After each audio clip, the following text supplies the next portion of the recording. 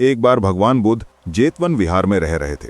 भिक्षु चक्षुपाल भगवान से मिलने के लिए आए थे। उनके आगमन के साथ उनकी दिनचर्या, व्यवहार और गुणों की चर्चा भी हुई। भिक्षु चक्षुपाल अंधे थे। एक दिन विहार के कुछ भिक्षुओं ने कुछ मरे हुए कीड़ों को चक्षुपाल की कुटी के बाहर पाया और उन्होंने चक्षुपाल की निंदा करनी शुरू कर दी कि उन्होंने इन जीवित प्राणियों की हत्या की। भगवान बुद्ध ने निंदा कर रहे उन भिक्षुओं को बुलाया और पूछा कि क्या तुमने भिक्षु को कीड़े मारते हुए देखा है? उन्होंने उत्तर दिया नहीं। इस पर भगवान बुद्ध ने उन साधकों से कहा कि जैसे तुमने उन्हें कीड़ों को मारते हुए नहीं देखा, वैसे ही चक्षुपाल ने भी उन्हें मरते हुए नहीं देखा, और उन्होंने कीड़ों को जानबूझकर नहीं मारा है, इसलिए उनकी भर्त्सना करना उचित नहीं है। भिक्षुओं ने इसके बाद पूछा कि चक्षुपाल अंधे क्यों हैं? उन्होंने इस जन्म में अथवा पिछले जन्म में क्या पाप किए? भगवान बुद्ध ने चक्षुपाल के बारे में कहा कि वे पूर्व जन्म में एक चिकित्सक थे। एक अंधी स्त्री ने उनसे वादा किया था कि यदि वे उसकी आंखें ठीक कर देंगे तो वो और उसका परिवार उनके दास बन जाएंगे। स्त्री की आंखें ठीक हो गईं, पर उसने दासी बनने के भय से ये मानने से इनकार कर दिया।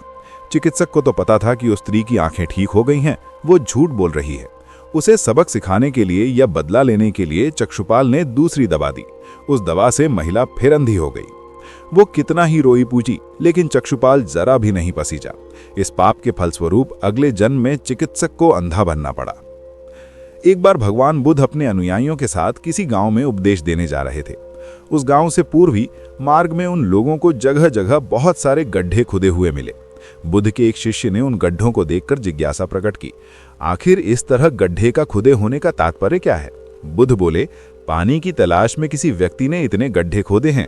यदि वो धैर्यपूर्वक एक ही स्थान पर गड्ढा खोदता तो उसे पानी अवश्य मिल जाता, पर वो थोड़ी देर गड्ढा खोदता और पानी न मिलने पर दूसरा गड्ढा खोदना शुरू कर देता। व्यक्ति को परिश्रम करने के साथ धैर्य भी रखना चाहिए। एक बार भगवान बुद्ध भिक्षा के लिए किसान के यहाँ पहुंचे। तथागत को भिक्षा के लिए आया देखकर किसान उपेक्षा से बोला, श्रमण, मैं हल जोतता हूं और तब खाता हूं। तुम्हें भी हल जोतना और बीज बोना चाहिए और तब खाना खाना चाहिए। बुद्ध ने कहा, महाराज, मैं भी खेती ही करता हूं। इस पर किसान को जिज्ञासा हुई और वो बोला, मैं न तो तुम्हारे पास हल देखता हूं, न बैल, और न ही खेती का स्थल। तब आप कैसे कहते हैं कि आप भी खेती ही करते हो? आप कृपया अपनी खेती के संबंध में समझाइए।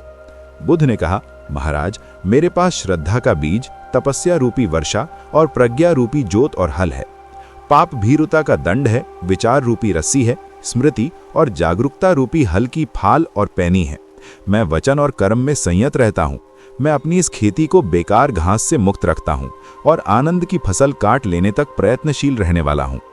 अप्रमाद मेरा बैल है, जो बाधाएं देखकर भी पीछे मुंह नहीं मोड़ता है। वो मुझे सीधा शांति धाम तक ले जाता है। इस प्रकार मैं अमृत की खेती करता हूँ। भगवान बुद्ध का जब पाटलिपुत्र में शुभागमन हुआ तो हर व्यक्ति अपनी अपनी सांपत्तिक स्थिति के अनुसार उन्हें उपहार देने की योजना बनाने लगा।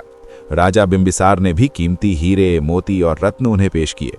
बुद्ध देव ने सबको एक हाथ से सहर्ष स्वीकार किया। इसके बाद मंत्रियों, सेठों, साहूकारों ने अपने अपने उपहार उन्हें अर्पित किए और बुद्ध देव ने उन सबको एक हाथ से स्वीकार कर लिया। इतने में एक बुढ़िया लाठी टेकते वहां आई। बुद्ध देव को प्रणाम कर वो बोली, भगवान, जिस समय आपके आने का समाचार मुझे मिला उस समय मैं ये अनार खा रही थी। मेरे पास कोई दूसरी चीज न होने के कारण मैं इस अधखाए फल को ही ले आई हूं। यदि आप मेरी इस तुच्छ भेंट को स्वीकार करें तो मैं अहोभाग्य समझूंगी।